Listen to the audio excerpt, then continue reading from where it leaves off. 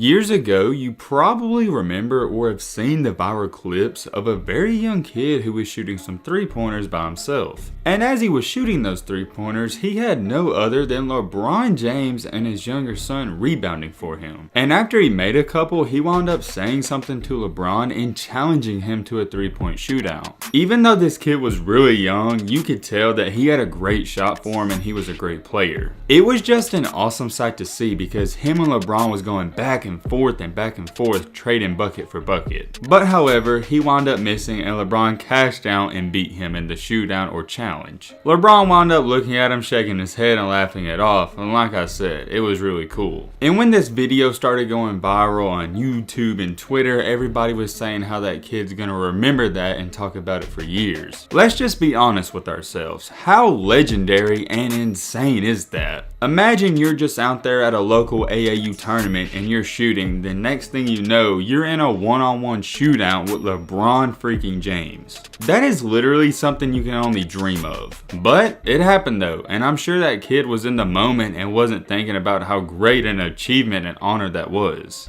And just like everybody was saying, he will remember that until the day he dies. With all that being said though, a lot of people don't understand and realize who that kid was. At the time, yes, you could label him as a random kid, but now, flash forward in time, he's making a name for himself. He's one of the best young players in the country and he's really special. So, where is he today and how's he doing? What's good, y'all? I hope you're having a blessed day. Before we get into this video and dive into it, I just want to say, I know we do a lot of story times and story videos on this channel, but this is arguably one of the most inspirational ones. I hope you guys enjoy, and just trust me, I don't say this a lot, but you're going to want to stick this one out to the end. So without further ado, let's get into it. Gabe Cupps. If you haven't learned the name by now, trust me, in the next couple of years you will. As a middle schooler, that was around the same time when he challenged LeBron in that video. He was never regarded as one of the best players in his class because of obvious reasons. One, he's not super tall. Two, he's not super athletic, but he could shoot. Even though in middle school he was an excellent shooter and he was above an average player, he still wasn't one of the best. He was always playing on stacked AAU teams, so he never got to shine. On those AAU teams, he's played with almost every big time player. Bronny James, Mikey Williams, and many, and I mean many more. And the reason I chose to say them two is because they're in the same class as Gabe Cupps. Gabe is a point guard in the class of 2023, and he gets overshadowed by all these other big time players. He's still a good and great player, but the other guys ahead of him are just slightly better. For his middle school years, I'm going to keep it short and simple. He was a good player, he had a lot of potential, he didn't tap into it fully, and he always played his role on every team. For me personally, this is one of the kids that I've always kept my eyes on because I knew he could make it one day. The reason for that is because he wasn't getting a lot of love and hype, and he was a great shooter. And for modern day basketball, if you can shoot that thing, there's going to be a spot for you. To go along with that, when he was in middle school, he wasn't even near as athletic as he is today, but I saw the potential. He's one of those players that I classify as sneaky athletic. He has that sneaky bounce. You don't think he's fast, you don't think he's quick, you don't think he can jump, but he can. You kind of get the point. He can never shine and get all the glory and credit because he was never the main guy. But however, things changed very quickly because once he got to his varsity team, he started as a freshman. As a 9th grader starting on his varsity team, he wasn't quite the main scorer and main guy on the team just yet,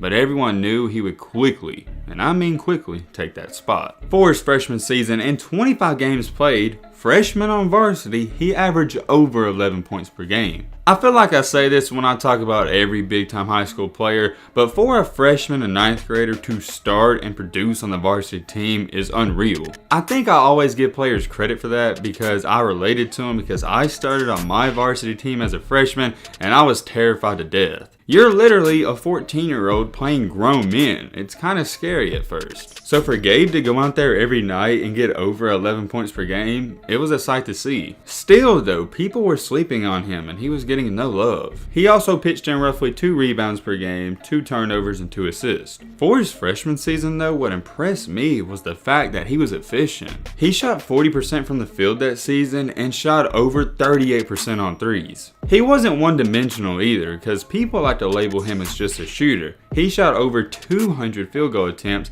and less than half of them were threes. If I had to grade his freshman season, I would give him an A. He was only roughly 6 foot, he was in double figures on average, and he was doing it at an efficient rate. If you're a coach, you can't ask much more out of him. Like I said earlier though, this wasn't his year to shine and take over. His sophomore year was going to be the start. And his sophomore year was his current year that just wrapped up. This is where that height, potential, whatever you want to call it, it came into play. He jumped his points up to 15.8 per game. Also jumping up his steals to 1.8 and his assists to 5.2. A 10th grader averaging 15.8 points and over 5 assists. That's solid for a point guard. Some of your big time players that are ranked in the top 20 ain't even doing that. And this season, he was more efficient from the field. He was 116 for 229, which comes to over 50%. The 3-point percentage was identical, he was right at 38. Maybe the most impressive part about all of this for this season was that he led his team to a 26-3 record. Hey man, that's not too bad if you gotta ask me. The reason he gets better and better every single year is because of this. He's got his jump shot on lockdown, and if you want to get better, you gotta get better at that, and he's already done that.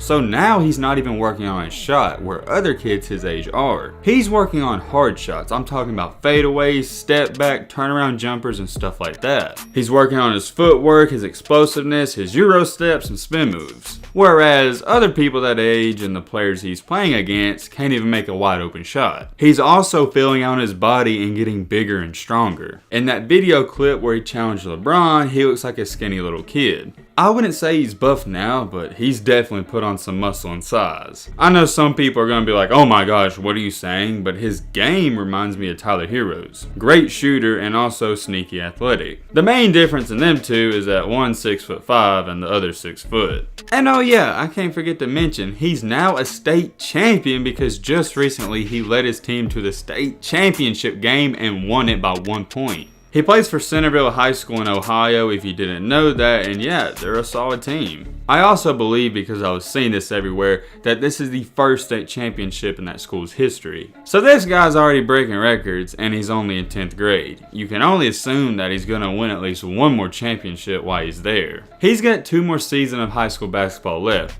and there's no reason for me to not believe that he's not only going to get bigger, better, and stronger at basketball, but he's going to win at least 1 to 2 more championships. Am I saying he's the next big time player in high school basketball, college, or even the NBA? No, I'm not. But what I am saying is, just keep your eyes open, because if he does make it, I wouldn't be surprised. This is honestly one of my favorites and just an unreal and surreal story. The dude went from a random kid who challenged LeBron to a shootout that went viral and nobody knew him to now a guy who's a state champion and one of the best players in the state. What makes this even better is that he's not overpowering people. He's an undersized guy, so he's not supposed to be doing the things he is. He's really the definition of an underdog, and who doesn't love an underdog story? I don't know how you could root against this kid because he's a fan favorite. Let me know in the comment section what you think about him down below. But with all that being said, that's gonna wrap up this video. Hope you guys enjoyed. Hope you guys learned something. If you're new to the channel, what are you doing?